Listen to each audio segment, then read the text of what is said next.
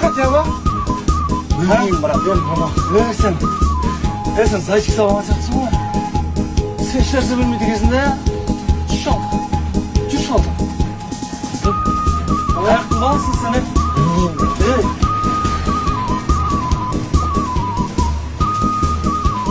бұларды бар ғой, жиі тексеріп тұру керек.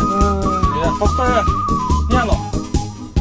Үшінші қолда қандай адам сабағасың? Саз жүрген зат қой. Қой анау.